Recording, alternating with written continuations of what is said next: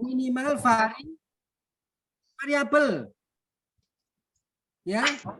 Variabel berarti 2 kata. Kalau pakai indikator boleh, lebih boleh pakai indikator. 3 kata. Pengaruh remunerasi berapa kata ini?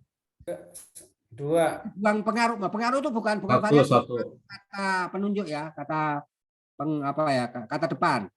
Remunerasi 1. berapa kata? 1. Harus jadi variabel. Remunerasi apa? Lingkungan kerja. Nah, tambah kata apa remunerasi ini? Remunerasi pegawai. Variabel Y-nya kinerja pegawai. Pengaruh remunerasi pegawai, lingkungan kerja, dan kompetensi apa ini? Nah, itu. Itu kata ini. Masih konsep ini, belum variabel. Dan kompetensi Pegawai. Pinter. Tadi ini udah paham ya? Mana judul yang benar sama yang sesat ya? Judul yang baik itu yang tidak sesat. Yang tidak sesat. Kalau judulnya sama dengan yang kemarin berarti celaka. Kalau sama dengan yang sekarang merugi. Lebih baik berarti beruntung gitu ya. Oke, dari judul ini Bapak Ibu kira-kira sudah paham belum? Bahwa judul itu minimal harus variabel. Variabel berapa? 2 kata. Insya Allah paham, Pak. Al-Fatihah. Ya. Ini prinsip mendasar Bapak Ibu. Ini berlaku juga di kuali. Jadi saya tunjukkan Bapak Ibu biar tidak tersesat di jalan yang benar. Ini namanya tersesat ya pasti di jalan salah, nggak ada tersesat di jalan yang benar, nggak logis itu. Walaupun bombastis ya, tapi Bapak bisa enggak. Kita serius tapi santai. Mana ada serius sama santai jadi satu. Serius juga nggak santai. Itu ya, kita santai tapi nggak serius, benar itu. Kita terlalu menerima hal yang bombastis ya, padahal itu fallacy. Fallacy itu apa? Fallacy. Sesat. Sorry, bukan sesat. Kalau sesat terlalu terlalu wahabiyun ya. Apa bahasa kita itu ya, kalau fallacy itu? Iya sih, sesat fikir ya. Mansur Fakih itu bilang fallacy itu sesat fikir. Oke, next. Jadi judul ini harus diseminarkan ya. Diseminarkan. Apa ini nanti nggak akan ada istilah pemborosan kata Pak kalau seperti itu? Kalau ini nggak pemborosan, malah kurang ini. Kalau boros gitu. Kebanyakan. Kata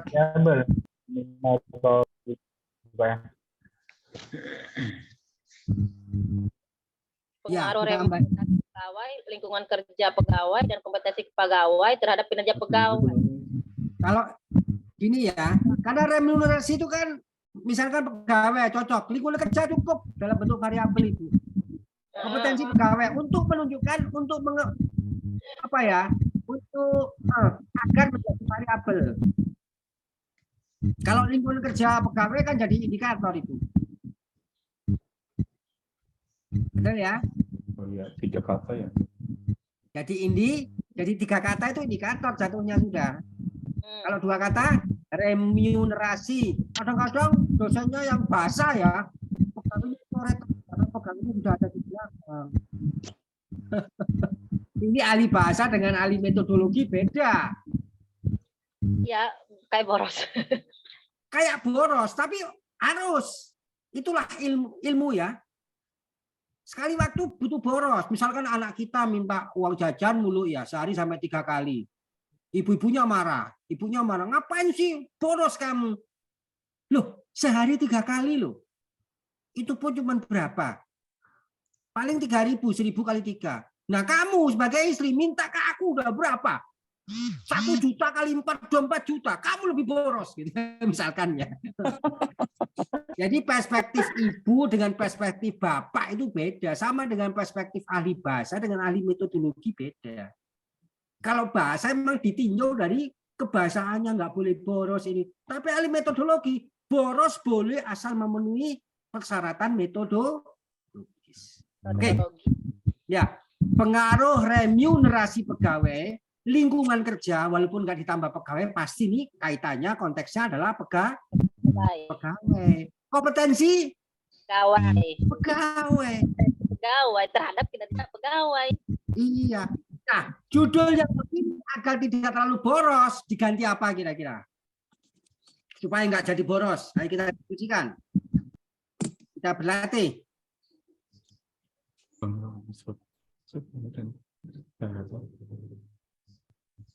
Diganti apa kira-kira? Kompetensi ini kan apa namanya? Konsep ya. Walaupun maksudnya pegawai, agar tidak ada kata pegawai, kompetensi jadikan variabel, konsep kompetensi jadikan variabel apa?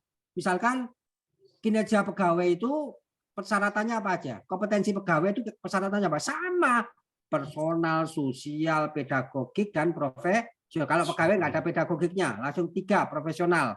Langsung aja. Remunerasi itu kan upah kan? Atau gaji kan? Pengaruh upah yang diberikan variabel sudah.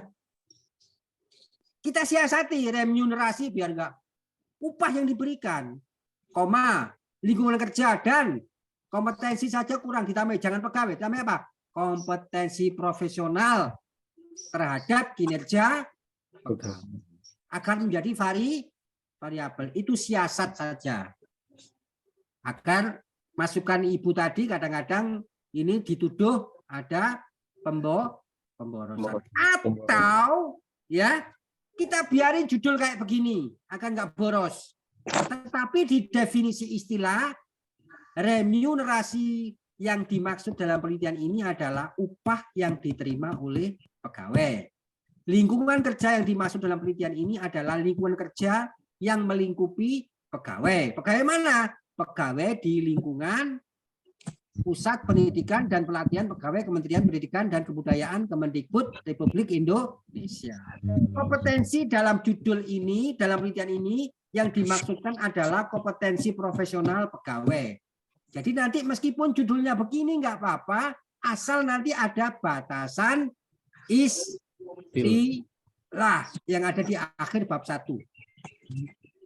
Bapak Ibu membatasi ya di akhir bab 1. Biasanya nggak pakai minyak wangi. Itu lagunya siapa itu? Denny Cagur ya. Kalau terlanjur judulnya kayak begini, pasti muncul pertanyaan. Bagi dosen yang ngerti metodologi, Bapak akan dikejar sampai ke ujung dunia. Sampai ke ujung tembok sekalipun ya. Akhirat. Tembok sekalipun dikejar. Nggak akan bisa lepas dari pengejaran. Ini salah judul Anda ini. Lupa. Salahnya di mana? Tuh, judul kan minimal kategori variabel. Ini remunerasi, bukan variabel tuh, konsep itu. Kompetensi bukan variabel tuh, konsep itu. Jadikan variabel. Sudah Pak di batasan istilah di akhir bab 1. Jadi Bapak menjawabnya begitu. Sudah Pak, ini hanya untuk menghindari pemborosan kata-kata. Untuk menghindari pemborosan kata-kata, saya sudah berikan penjelasan di definisi istilah di akhir bab 1. Kalau Bapak nggak percaya silakan ketik Rex spasi King Kong, Pak. Gitu ya. King Kong. Alasan kan nggak perlu bingung-bingung kita. Nyari dimanapun kalau alasan ya gampang didapat. Gitu ya. Oke, next. Lanjut Bapak ke bab 1.1 subbab 1.1.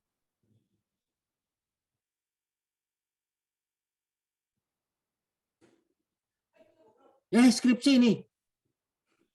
Coba. Skripsi. Tapi rasa enggak apa-apa. Tapi rasa tesis.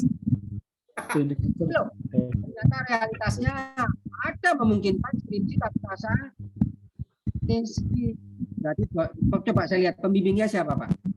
Coba lihat pembimbingnya. Jangan-jangan udah profesor ini. di bawah bimbingan doktor. Yang kedua S2. Ya wajar lah ya, yang bimbing dokter nih.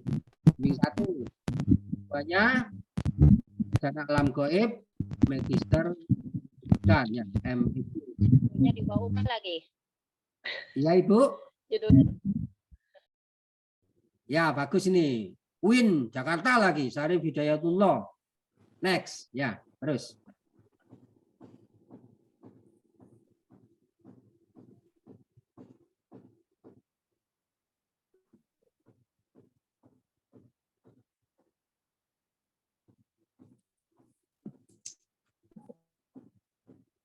Ya terus sampai bab 1 apa? Latar belakang.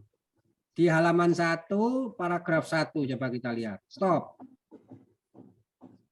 Reformasi birokrasi dilaksanakan dalam rangka mewujudkan tata kelola pemerintahan yang baik, good governance, dengan kata lain bla bla bla. Ini ngomong apa ini? Umum. dengan yang tadi. Padahal kalau melihat tadi itu obatnya ada 3. Ya, remun, lingkungan kerja, dan Kompetensi.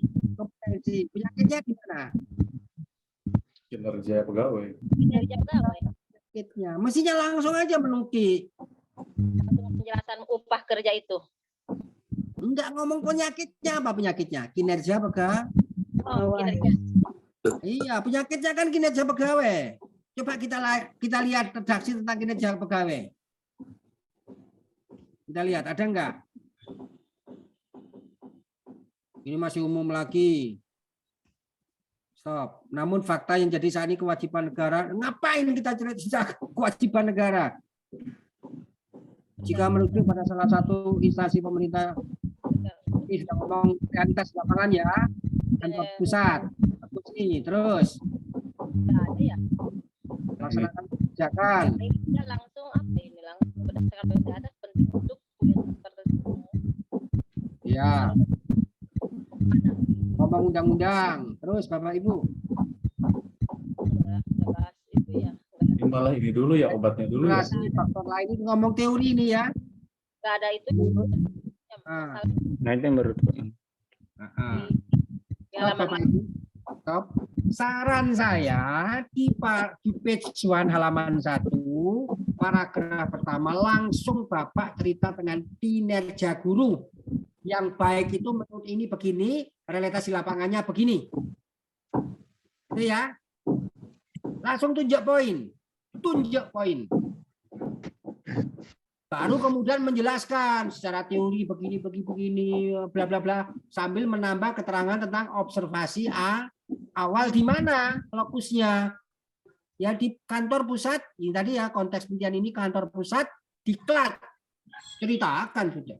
Yang penting di paragraf pertama halaman pertama Bapak Ibu sudah meyakinkan pembaca bahwa penyakit atau problem dari penelitian ini yakni tentang kinerja pegawai tidak sedang baik-baik saja, butuh antisipasi. Ya, next Bapak, next. Nggak ada ya. Oleh karena itu ini apa ini kerja Ini teori. tentang dua ini. Di paragraf terakhir aja berarti. Jadi X1-nya review, X2-nya lingkungan kerja, X3-nya kompetensi. Coba kita lihat terus Bapak Ibu. Wibowo tentang kompetensi. Next. Ini masih teori ini. Ideal. Teori semua sampai bawah teori semua ya sampai bawah sampai beres paragraf Ya, pendahuluan. ini baru sudah ngomong tentang realitas di kantor Pusdiklat. Ya. Udah cerita ini. Mestinya kalau saya masalah dulu di paragraf pertama itu udah jejalin dengan apa aja yang kita peroleh di observasi awal, realitasnya bagaimana, penyakit itu, problem itu kita tangkap. Karena kalau udah terlanjur ditangkap, kita nggak hati-hati bisa lari itu. Ya, kita nangkap ayam, nggak segera kita kelola, Lari itu ayamnya. Langsung masalah itu, penyakit itu ditangkap, langsung diuraikan. Oke, next Bapak. Tuh kan, tumpang tindih ya, antara realitas, teori lagi, realitas lagi, teori lagi, tumpang tindih kan. Berdasarkan uraian di atas, bla bla bla bla bla, dengan teliti tertarik untuk pengaruh remunerasi lingkungan kerja dan kompetensi terhadap kinerja pegawai pada pusat pendidikan, pada kantor pusat. Kurang nih. Mana kantornya? Siapa yang tahu jawab ini, nambahin kantor ini? Kurang ya? Pada kantor. Kan ngomongnya katanya kantor tadi. Oke, rumusan masalah. Apakah remunerasi memiliki pengaruh terhadap kinerja pegawai? Betul. Apakah lingkungan kerja memiliki? Betul. Yang ketiga, apakah kompetensi memiliki? Betul. Cuman ini kan kalau sudah jadi rumusan masalah nggak cukup remunerasi aja. Orang nanti bisa mengasumsi remunerasi tukang sapu lagi. Ini kan kurang jelas ini. Padahal masalah itu penyakitnya itu harus jelas di rumusan masalah. Apakah remunerasi pegawai memiliki pengaruh? Apakah lingkungan kerja memiliki pengaruh? Apakah kompetensi pegawai memiliki pengaruh? Baru yang keempat, secara simultan.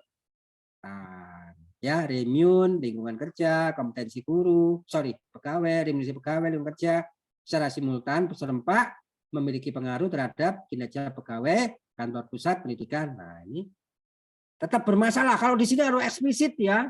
Jangan takut dituduh pemborosan karena harus variabel. Ya, di rumusan masalah ini nggak boleh, nggak ada toleransi. Kalau judul masih ada toleransi. Tapi kalau sudah di rumusan masalah, ini inti dari penelitian ya di rumusan masalah ini. Fokus, makanya di kuali disebut fokus penelitian.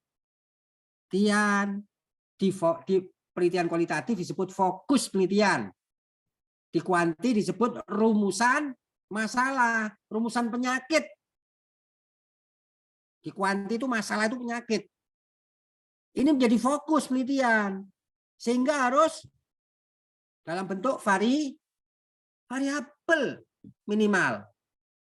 Boleh indikator 3 kata boleh.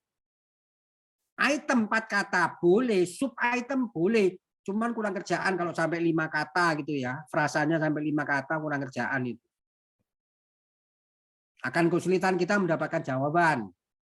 Kalau rumusan masalah dalam bentuk variabel 2 kata, maka jawabannya nanti pasti 3 kata. Dalam bentuk indikator. Apa yang menjadi syarat misalnya kompetensi guru? Maka jawabannya syarat kompetensi guru harus memenuhi kompetensi profesional guru, memenuhi kompetensi sosial guru, memenuhi kompetensi pedagogik guru. Jadi jawabannya pasti 3 kata. Itu adalah indikator, ukuran, parameter sama. Jadi nanti Bapak Ibu membuat kesimpulan, karena kesimpulan itu jawaban dari rumusan masalah. Kalau rumusan masalahnya variabel, ada 2 rumusan masalah dalam bentuk variabel, maka kesimpulan jawabannya juga 2 jawaban, masing-masing jawaban pasti mengandung apa? Jawabannya mengandung indikator 3 kata. Kalau pertanyaannya apa yang menjadi syarat kompetensi guru, maka jawabannya yang menjadi syarat, kesimpulannya yang menjadi syarat kompetensi guru adalah 1. Kompetensi sosial guru harus terpenuhi. 2. Kompetensi profesional guru harus terpenuhi. 3. Kompetensi pedagogik guru harus terpenuhi. 4. Kompetensi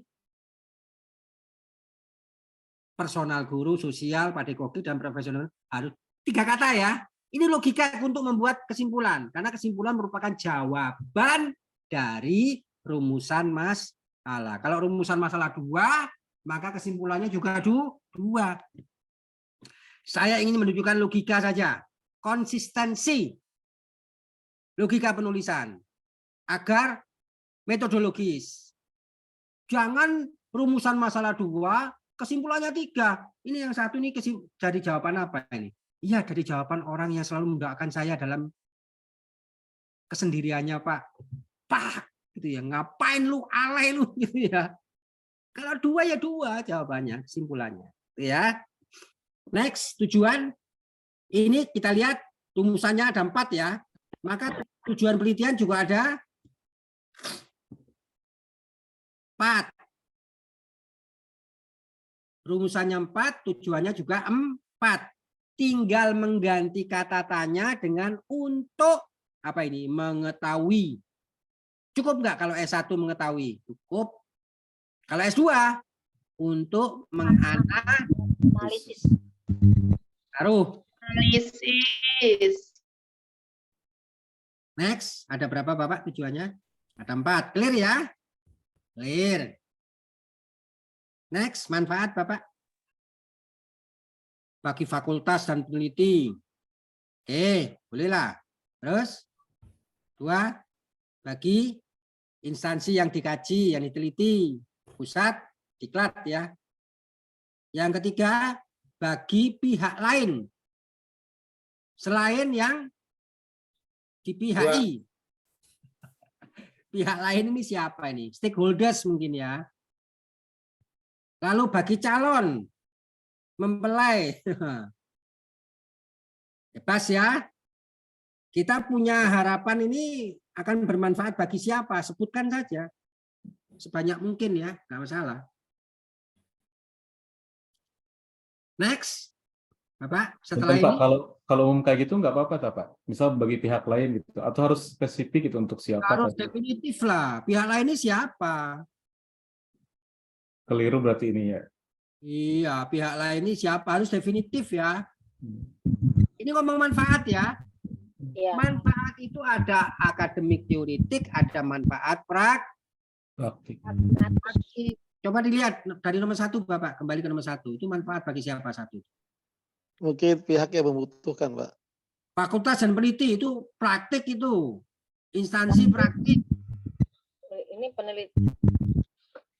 Peneliti itu praktik.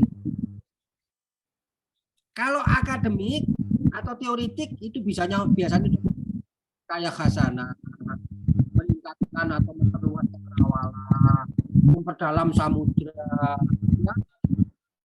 Sampai Berarti enggak harus itu ya Pak ya, dari 2 poin itu, teoritis dan ya, yang praktik.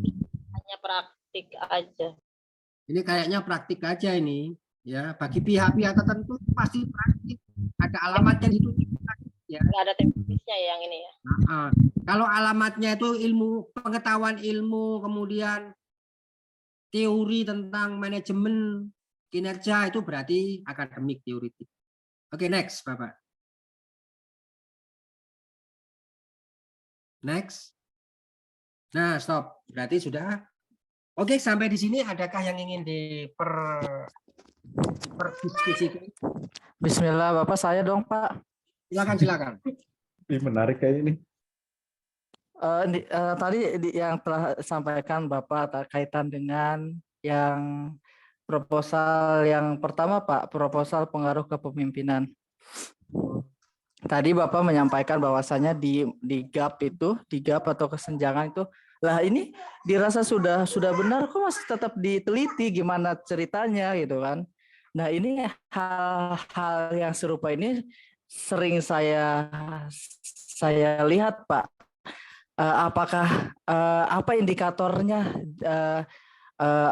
gap yang memang perlu diteliti begitu, Pak? Karena kalau misalkan melihat yang di sini juga kan tadi si peneliti menyampaikan sudah cukup baik gitu. Cuman di sini dalam menjalankan tugasnya, tapi tetap kan ke depannya dia ini penulis tetap meneliti. Ini indikatornya apa Pak kira-kira supaya tidak ada bahasa lah ini gimana sih baru segini aja diteliti gitu Pak. Terima kasih Pak. Ya, sama. Ini kan juga kembali kepada citra atau kapasitas pembimbing atau penguji ya. Tidak semuanya di-share di Google, di Mbah Google. Ya wajar dong kalau di-share di Mbah Google, udah mbah-mbah, udah tua, punya pikunnya. Enggak. Jadi tidak semuanya yang di-share di Mbak Google itu qualified.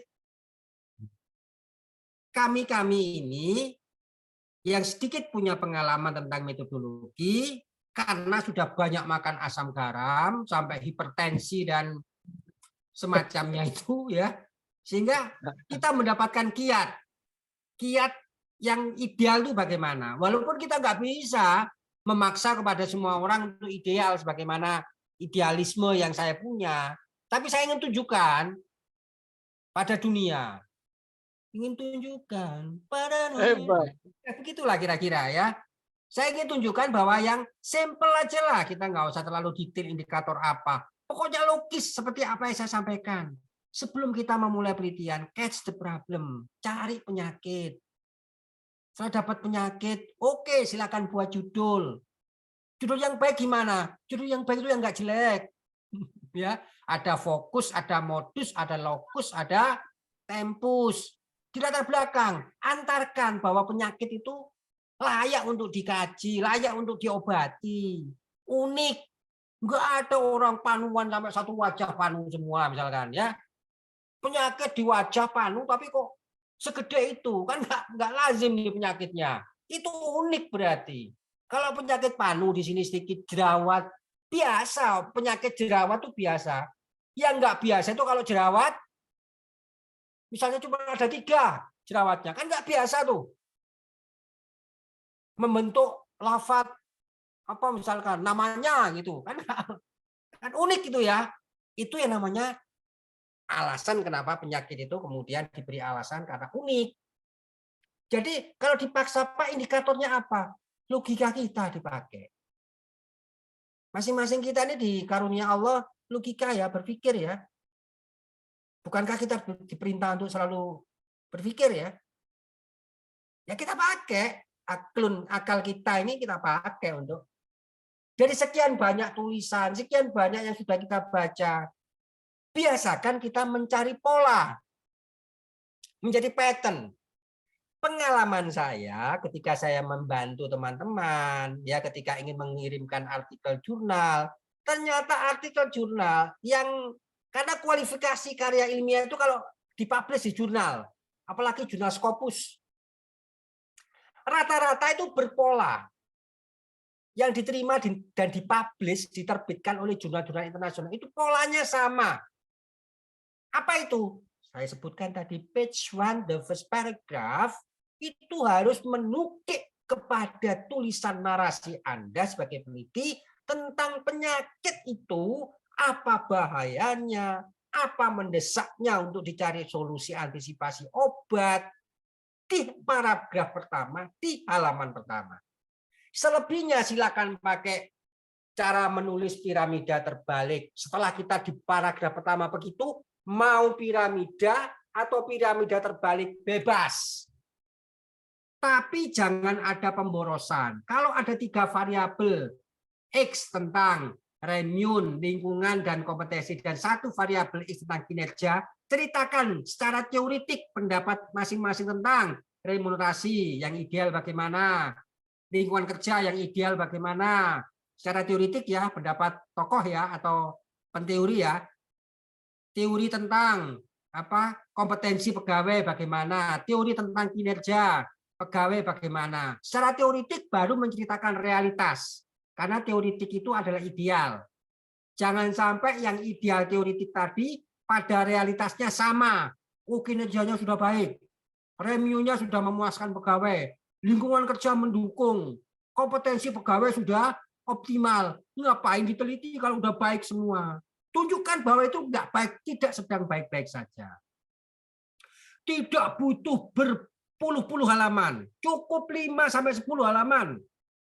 Asal sudah prosedural di latar belakang itu Bapak menunjukkan distancing, jarak antara yang ideal, harapan dengan kenyataan.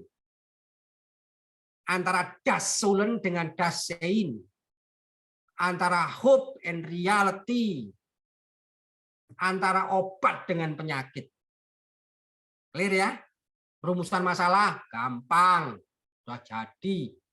Tujuan, kalau rumusan masalah 2, tujuannya 2. Ingat Bapak di S2, untuk menganalisis. Nggak cukup menjabarkan, nggak cukup menguraikan, nggak cukup mendeskripsikan, menganalisis rumusan masalah 1 dan rumusan masalah 2. Manfaat akademik, teoretik, praktik. Praktik bagi siapa? Bagi peneliti, bagi dosen, bagi yang diteliti, objek sekolah yang kita teliti atau perusahaan yang kita teliti, itu manfaat praktik. Jadi kalau ditanya indikatornya apa, Pak? Logis. Indikator proposal di latar belakang yang baik itu yang pakai ini. Karena latar belakang definisi apa? Melatar belakangi kenapa masalah atau penyakit itu muncul. Clear ya? Melatar belakangi menjelaskan alasan baik, menarik, mendesak, unik, penting kenapa penyakit atau problem itu kita kaji dalam penelitian kita. That's it. Silakan. Izin, Pak. Izin kemana? Izin bertanya. Oh iya, silakan. Baik, Pak. Terima kasih, Pak. Assalamualaikum warahmatullahi wabarakatuh. Waalaikumsalam warahmatullahi wabarakatuh. Tadi sudah kita lihat, Pak, 2 karya ilmiah. Yang pertama saya lihat pengaruh kepemimpinan Kepsek terhadap kinerja guru, dan juga yang kedua yaitu pengaruh ruminasi atau hasil, Pak ya, atau upahnya terhadap kinerjanya. Nah, yang ingin saya tanyakan, Pak, seperti kita ketahui bersama bahwa dalam penelitian ini kan ada bentuk-bentuk masalahnya nih. Dalam satu buku saya baca itu ada 3 permasalahan yang harus kita tahu dalam penelitian. Yang pertama permasalahan deskriptif, itu kan variabelnya mandiri ya Pak ya, single. Contohnya seberapa tinggi produktivitas kerja karyawan di PT apa. Kemudian yang kedua ada permasalahan komparatif, membandingkan satu variabel dengan variabel yang lainnya. Misalnya Pak, adakah perbedaan produktivitas kerja antara karyawan di PT Arun misalnya dengan PT Tim. Nah, yang ketiga yaitu permasalahan asosiatif, menggabungkan atau menghubungkan 2 variabel atau lebih. Nah, di sini saya lihat dari 2 karya ilmiah yang kita presentasikan tadi ini rata-rata menggunakan permasalahan asosiatif yang menggabungkan ya Pak ya, menggabungkan. Nah, yang menghubungkan. Yang ingin saya tanyakan Pak ada 2. Yang pertama, dari ketiga macam bentuk permasalahan ini berdasarkan pengalaman Bapak dosen di lapangan, mana yang baik untuk kita gunakan untuk tesis kita Pak? Itu yang pertama. Nah, yang kedua, salah satu syarat menulis atau merumuskan masalah kan Pak dalam karya ilmiah kan harus visible Pak ya, maksudnya harus dapat dilihat jawaban dan kebenarannya. Kalau misal yang kita teliti masalah remunerasi atau upah atau disiplin, ini kan sensitif Pak ya. Mungkin orang akan memberikan jawaban yang tabu atau jawaban yang asal-asal. Kan nggak mungkin seorang membuka bobroknya. Mohon tanggapannya Pak, saya rasa itu aja. Terima kasih Pak. Ya, bagus pertanyaannya. Setelah saya jawab yang pertama, yang baik yang bagaimana? Ayo kita kembali kepada apa yang pernah saya sampaikan tentang pendekatan penelitian. Pendekatan penelitian pada kuantitatif itu ada 2. Kalau nggak komparasi, korelasi. Kalau komparasi berarti kita meneliti tentang perbedaan variabel X dalam mempengaruhi variabel Y. Itu berarti komparasi. Membandingkan variabel X yang tentu saja nggak boleh 1 variabelnya, karena yang mana mungkin dibandingkan kalau cuma 1. Ya. Sehingga pendekatan pertama komparasi membandingkan 2 atau lebih variabel X terhadap variabel Y. Contoh, beda motivasi dan pemberian remunerasi terhadap peningkatan kinerja. Kita membedakan mana yang lebih kuat nih pengaruhnya terhadap peningkatan kinerja, apakah pemberian motivasi atau pemberian peningkatan remunerasi. Berarti kita memakai pendekatan komparasi. Tapi kalau judulnya pengaruh pemberian peningkatan remunerasi dan pemberian motivasi terhadap kinerja pegawai atau karyawan, ini berarti korelasi, pengaruh. Ya, masing-masing pendekatan ini punya uji statistik berbeda-beda. Sebagaimana saya sebutkan di pertemuan pertama dulu. Ya, kalau Bapak sudah mereview perkuliahan ini pasti Bapak akan ingat tuh ada 2 pendekatan, kalau nggak komparasi, korelasi. Nah, dikorelasi bisa menjadi pola hubungan dan atau pola pengaruh. Asosiasi. Asosiasi itu hubungan, korelasi itu pengaruh. Ya. Atau sebaliknya, silakan nanti dilihat lagi. Jadi Bapak, mana kira-kira lebih baik? Sama baiknya Bapak. Karena masing-masing adalah citra pendekatan kuantitatif. Menunjukkan citra pendekatan kuantitatif. Apa kelebihan satu dengan yang lain? Enggak ada. Sama-sama lebih. Kurangnya apa? Kita susah untuk menjelajahi itu semua. Karena semuanya by application. Sudah ada aplikasinya. Contoh apa? SPSS. Kita tinggal input aja di Excel. Jawaban dari responden. Enter, keluar semuanya. Jadi kalau proposal atau tesis Bapak dalam jenis kuantitatif itu mengerjakannya cepat. Nggak sampai 1 hari selesai. Tinggal masukin aja. Keluarnya apa? Ya keluarnya sudah jadi tuh. Sudah ada produk. Sudah ada analisisnya macam-macam udah. Tinggal Bapak menginterpretasi tabel data yang dihasilkan oleh uji statistik yang ada di SPSS. Statistik preferensial, statistik parametric for social studies, SPSS. Jadi mana? Pertanyaan pertama, mana Pak yang lebih baik untuk mahasiswa S2? Yang lebih baik itu kalau variabelnya jangan 1. Harus lebih dari 2 lah. S2 kok tadi aja S1 ini variabel X-nya ada berapa itu? Ada 3, ya. Kalau bisa ya minimal sama dengan ini. Variabel X-nya 3, variabel Y-nya 1. Apakah boleh variabel Y-nya 2? Boleh. Tapi pusing nanti, tambah rumit itu. Levelingnya S3 itu. Variabel Y ada 3. Itu S3 nanti. Enggak sekarang. Bapak cukup variabel Y-nya 1, variabel penyakitnya 1. Neliti penyakit 1 dengan neliti penyakitnya lebih dari 1 enak mana? Ya cepat 1 lah. Y-nya 1 berarti penyakitnya 1. Kalau obatnya 10, enggak apa-apa juga.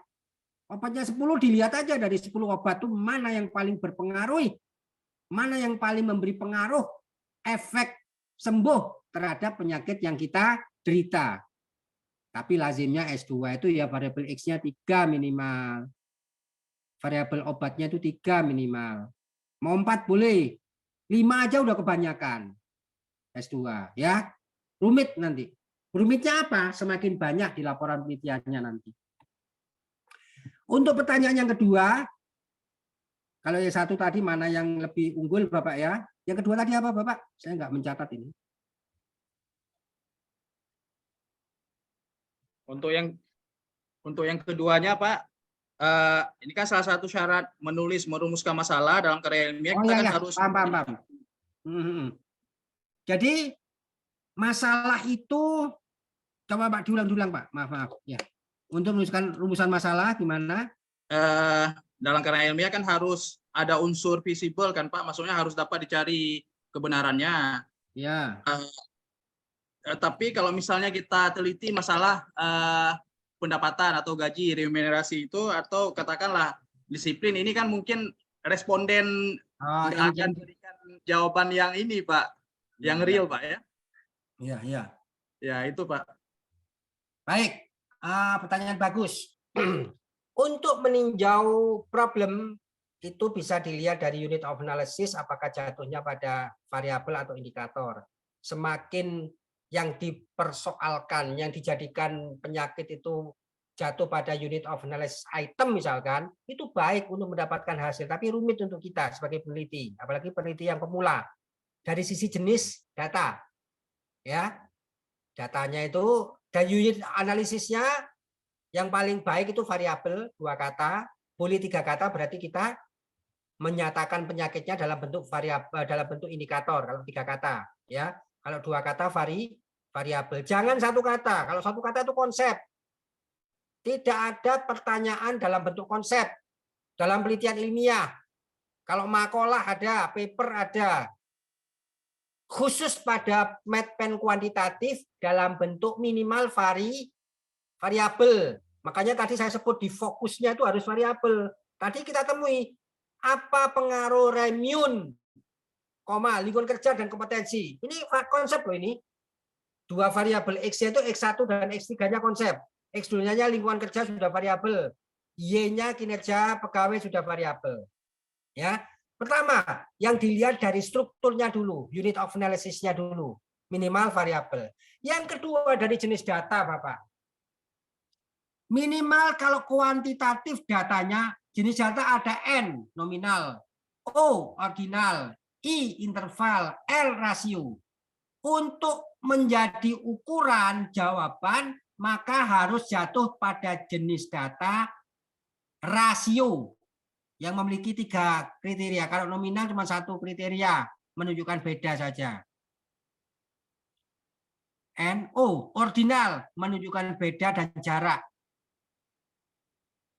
Nominal, ordinal, interval, menunjukkan beda, jarak, dan jenjang, tingkat.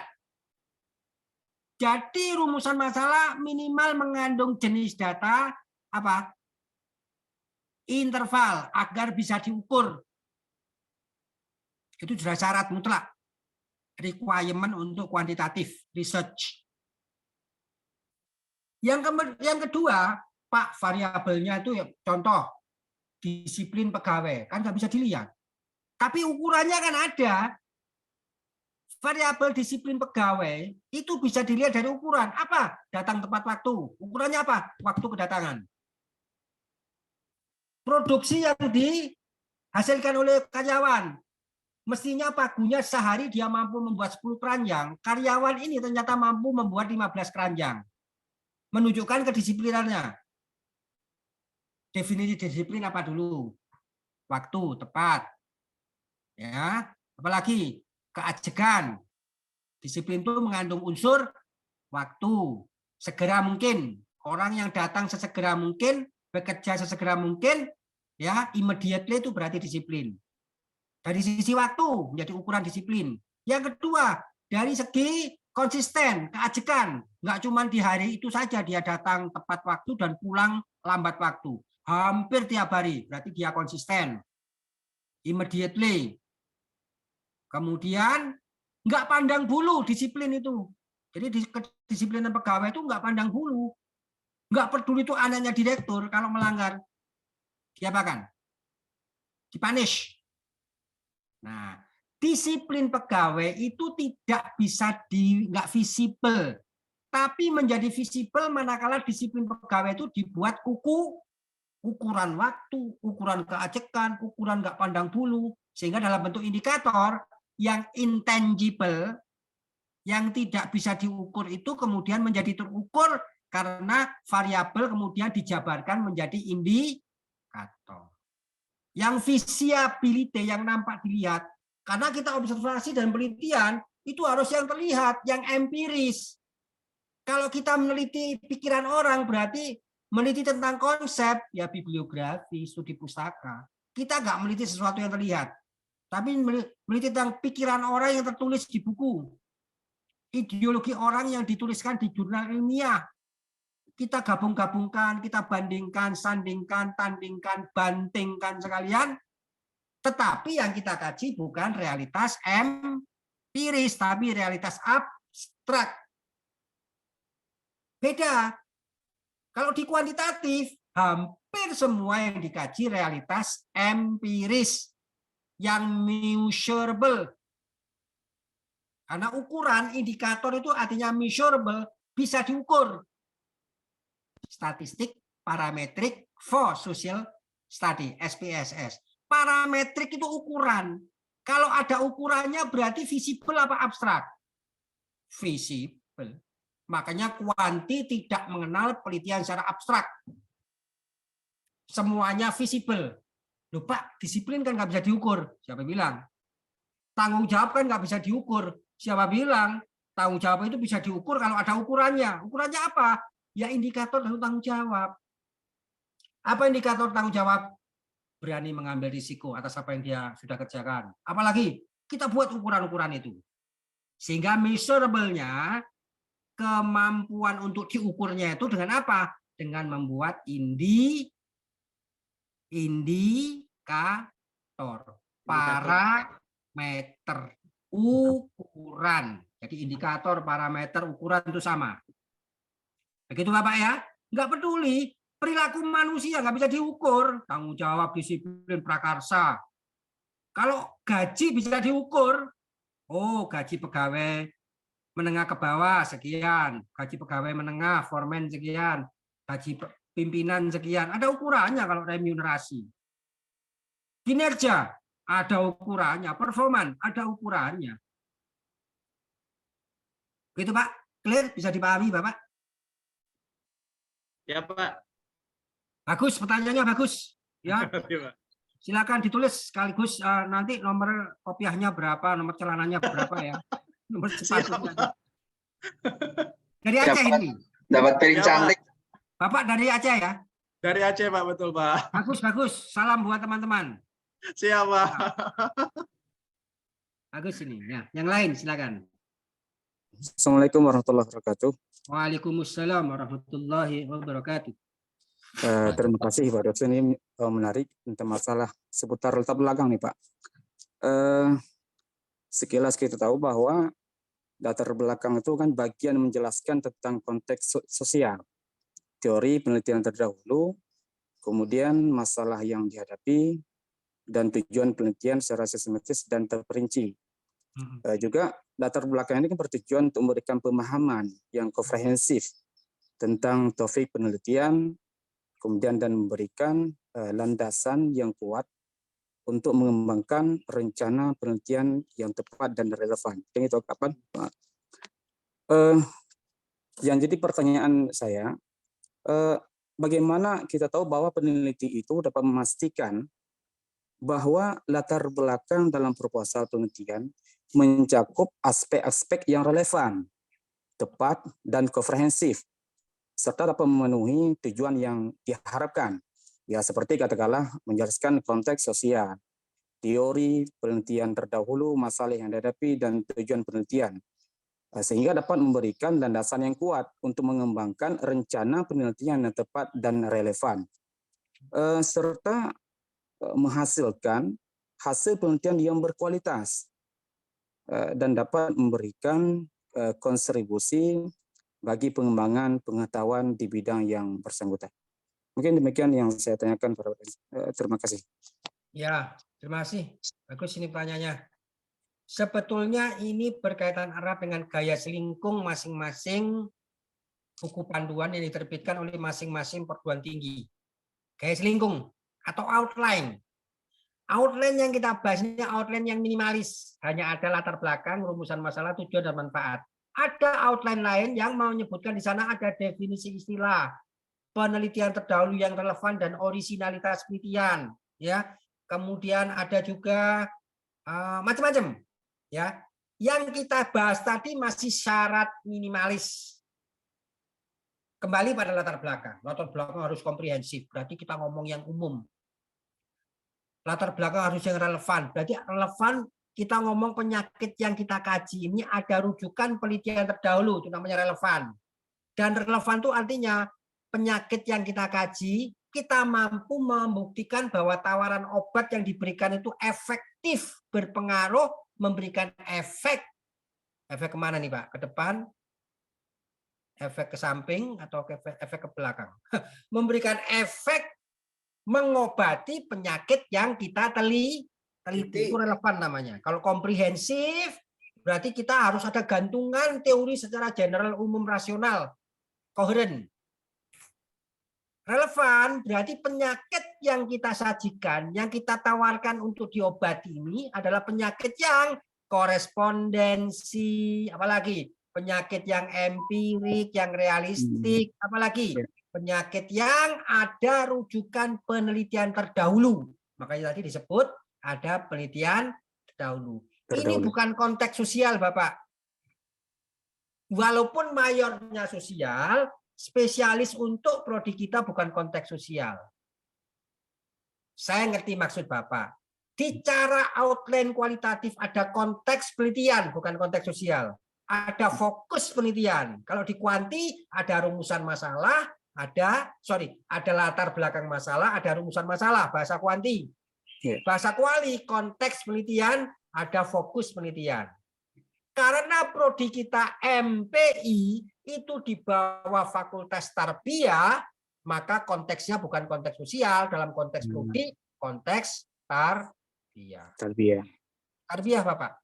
Sehingga dengan demikian latar belakang masalah dalam konteks Medpen Kuanti ini betul-betul tadi mengantarkan pada rumusan masalah, harus relevan, harus komprehensif. Itu maksudnya apa komprehensif? Itu tadi piramida atau piramida terbalik. Kalau piramida terbalik komprehensifnya di atas, kalau piramida komprehensifnya di bawah. Komprehensif itu menyeluruh, dipahami. General. Relevan itu ada relevansinya, ada kaitannya. Ya. Yang di latar belakang harus berkait. Berkait apa? Bahwa problem yang ada di 1.2 di rumusan masalah itu, penyakit itu, yang sudah tertuliskan nanti kelak di 1.2, di latar belakang dijelaskan sebagaimana penjelasan saya tadi yang di awal-awal pertemuan, jelaskan penyakitnya alasannya apa, penyakit ini mendesak untuk diobati alasannya apa, penyakit ini unik untuk diteliti alasannya apa, penyakit ini perlu untuk diteliti alasannya apa. Begitu Bapak. Dengan referensi teori pendapat dari buku-buku, dari undang-undang, dari peraturan, itu semua ideal. Tunjukkan bahwa apa yang ideal menurut teori itu pada kenyataannya di lapangan, di empiris, enggak seperti yang diharapkan oleh teori yang ideal tadi. Tunjukkan bedanya. Kalau kita mampu menunjukkan beda yang teoritis ideal tadi dengan kenyataan realistik pada observasi awal, ya sudah, kuat sudah latar belakang kita untuk mengantarkan kepada pentingnya masalah. Gitu Bapak ya? Iya Pak. Mudah-mudahan bisa dipahami. Amin. Iya Pak. Amin. Amin. Oke. Amin. Ini kayaknya kita pertemuan paling lama ini ya. Iya, menarik Pak. Menarik. Soalnya Pak, banyak pengetahuan. Seru banget, Pak. Pak, boleh nanya Pak? Tanya terus. Gak boleh nanya. Boleh lah. Mantap, lanjutkan. Ayo Bapak. Seru nih, seru. Dari Naruanto Pak. Assalamualaikum Pak. Waalaikumsalam warahmatullahi wabarakatuh. Baik, menarik yang Bapak sampaikan, jadi banyak paham kami tentang penelitian ini Pak.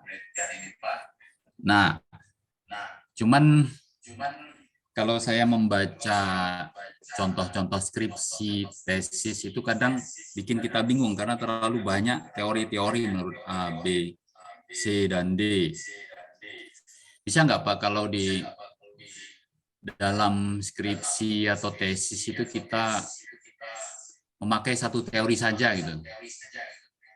Nah itu saja menurut, supaya tidak banyak membingungkan. Itu saja Pak mungkin dari saya.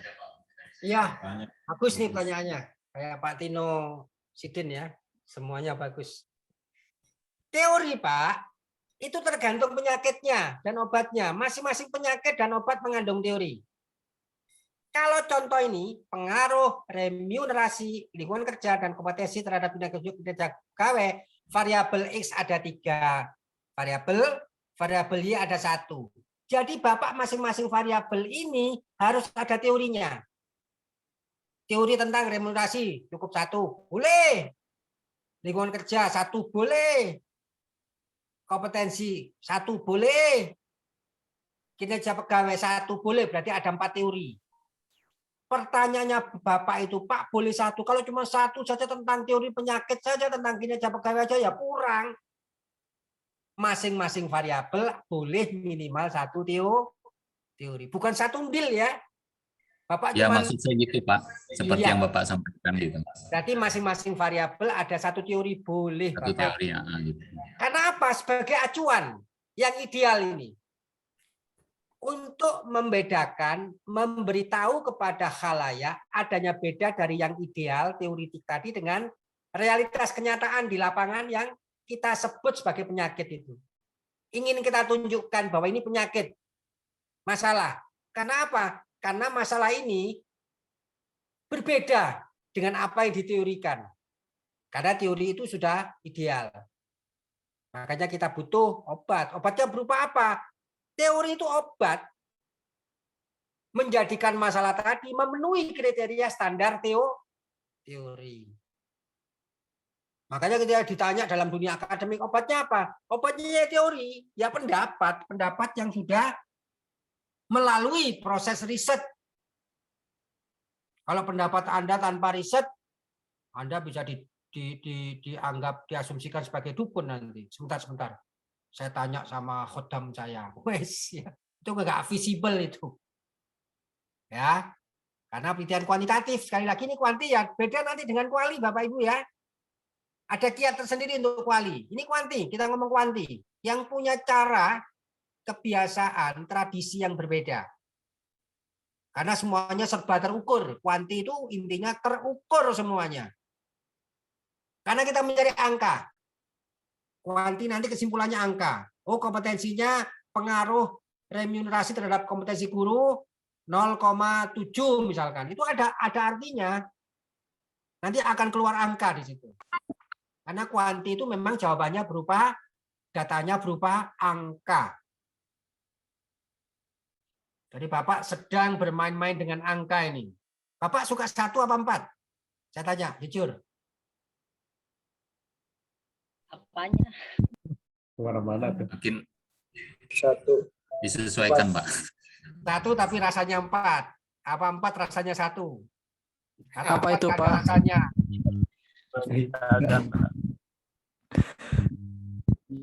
Satu rasa 4. Bapak izin merespon, Pak. Pak izin merespon, Pak. Pak, ini tadi yang disampaikan sama Bapak katanya boleh gitu ya. Kemarin saya sempat lihat di salah satu channel YouTube kaitan dengan trik tesis cepat selesai gitu ya.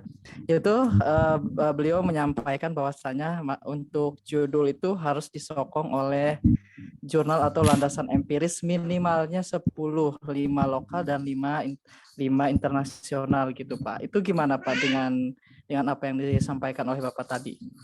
Itu kualifikasi aja Pak, karena memang gitu. si pembicara itu ingin memberikan standar kualifikasi yang tinggi. Ya itu jurnal internasional sebagai standar penelitian terdahulu ya, semakin banyak jurnal internasional yang menjadi terbelakang referensi penelitian ya semakin bagus. Tapi kan tidak semua mahasiswa kita mampu mengakses itu kan. Sehingga akses yang paling gampang ya pakai logika kita. Tapi jangan salah artikan ya, kita tidak senang agama ya. Pun pernah bilang, Quran ini jadi referensi akal. Ini masalah budaya keagamaan ya. Ya. Tapi masalah metodologi harus bersanad. Ada referensi. Referensi itu boleh buku atau hasil penelitian yang dipublish, diterbitkan di ya. Syarat mutlak. Tapi lagi-lagi kembali pada keterbatasan kita. Kan nggak semua mahasiswa bisa melacak. Accessibility-nya itu kita dianggap minim lah. Ada banyak alat untuk men-trace, melacak, tembus ya ke dunia internasional, nasional, Cinta 1, 2, 3, 4 ya, yang paling bagus kan Cinta 1. Reputasi nasional, reputasi internasional. Ada, silakan cari untuk mengakses data, file. Semakin banyak, ya bagus, semakin keren. Kalau dikatakan 5 jurnal itu masih mudah lah untuk bisa mendapat 5 jurnal internasional. Mudah bagi yang tidak merasa kesulitan. Kesulitan itu pasti mudah. Kalau Bapak merasa kesulitan, jangankan 5, 1 aja sulit, ya itu mudah berarti. Iya, susah. Itu aja. Oke, Bapak. Tidak paham. Itu teknis saja ya, teknis ya. Yang nggak paham Bapak sholat hajat ya tiap hari rakaat ya. Sholat hajat terus untuk memahamkan. Doanya Allahumma madumtu hayan la alduru bibali ila anta ilmuka lagamit amin ya rabbal alamin. Amin. Ini ada yang rekam ini. Amin. Ada yang rekam. Amin. Perlu dijazakan untuk Pak. Ada yang record ini. Amin. Ada apa? Ada. Mobil itu Waduh, kelepasan saya. Pas selesai kami ini, Pak. Pak, nanti saya cut Pak bagian ini Pak. Saya cut Pak. Allahumma matum ayat la alduru bagi la anta ilmukal ghamid ya bal alamin. Itu ada di guru saya, dari kiai saya dulu waktu. direkam Pak Dery. Oke, Bapak Ibu. Ditulis. Kayaknya ini kita sudah jauh melampaui dari biasa-biasanya ya. Biasanya jam Ya, agak overload, Pak. sudah pening ya, pala ya. Baik, Bapak Ibu, 2 pertemuan lagi. 2 minggu lagi. Tolong dijamkan. Pertemuan kelima. Review pertemuan 1 sampai 4. Kumpulkan masing-masing ke email saya. Sebagai pengganti UTS. Dalam bentuk Pak. Hasil rekamannya di-share dong Pak Rifki. Iya, ini yang ke beberapa yang lalu nggak ada rekamannya tuh. Lupa beliau sibuk. Kalau saya sih nggak butuh ya rekaman itu. Ada Pak, ini Pak, kan mau saya record ulang Pak. Oke. Iya, soalnya ini Terus Pak, begini. ada orang ngorok Pak. Kalau saya record sekarang bunyi Pak. Iya. Ya. Saya di jalan Pak. Dimurkan dulu yang lain. Baik, Bapak Ibu, untuk pertemuan kali ini kita sudah melewati standar minimal ya, standar subsistensi bab 1 bagaimana kita merancang, mendesain penelitian kuantitatif. Masih di bab 1. Pertemuan berikutnya kita bahas di bab 2-nya. Dan pertemuan berikutnya lagi bab 3-nya sudah proposal sudah jadi tuh. Saya tawarkan apakah perlu Bapak membuat haruslah. Kalau enggak nanti Bapak enggak ada pengalaman membuat proposal singkat nanti. Mini proposal kuantitatif, 10 halaman sudah, bab 1, 2, 3, enggak usah banyak-banyak. Itu sebagai pengganti UAS plus review pertemuan ya. Jadi gongnya di membuat proposal mini proposal kuantitatif. Gongnya nanti. Dengan begitu nanti Bapak tinggal walaupun 10 halaman nanti dikembangkan aja udah keren tuh. Gitu ya.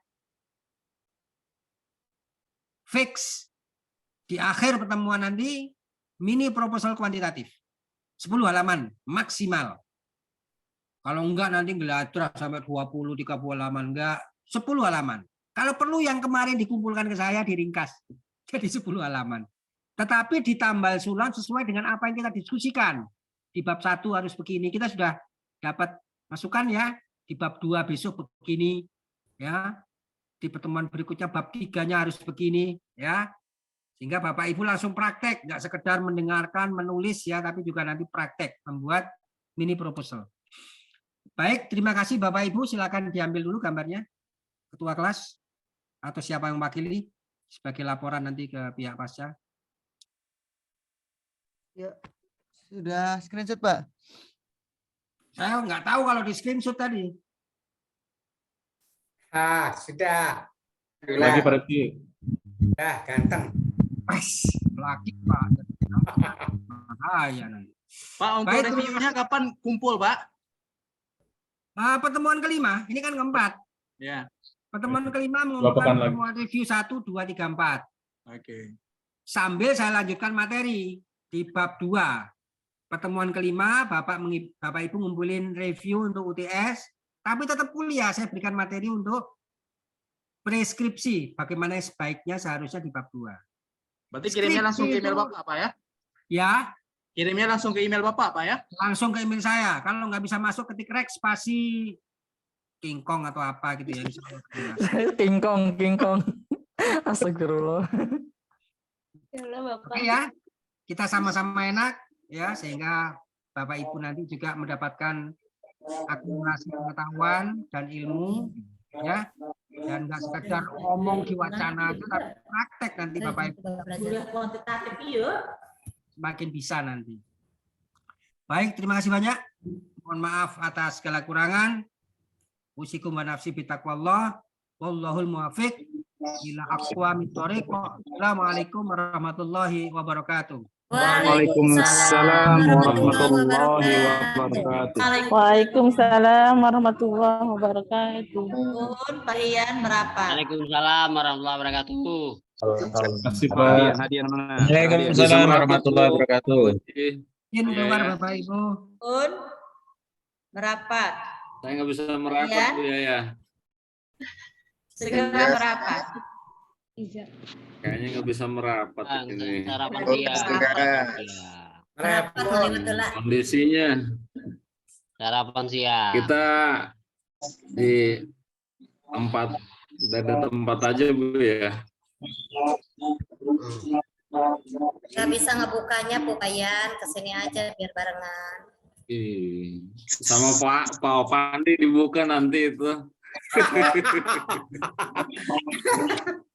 Kalian bisa. Biasanya tugas ngebuka Bisa bukanya katanya Bu ya. Lanjut. Saya off dulu ya. Jam 12 lagi ya? Nanti ya habis ini lagi. Pak Pandi merapat ke Cigode. Pak Jajang mantap kacamatanya Pak Jajang. Pak Jajang kacamatanya. Masuk Bapak Ibu.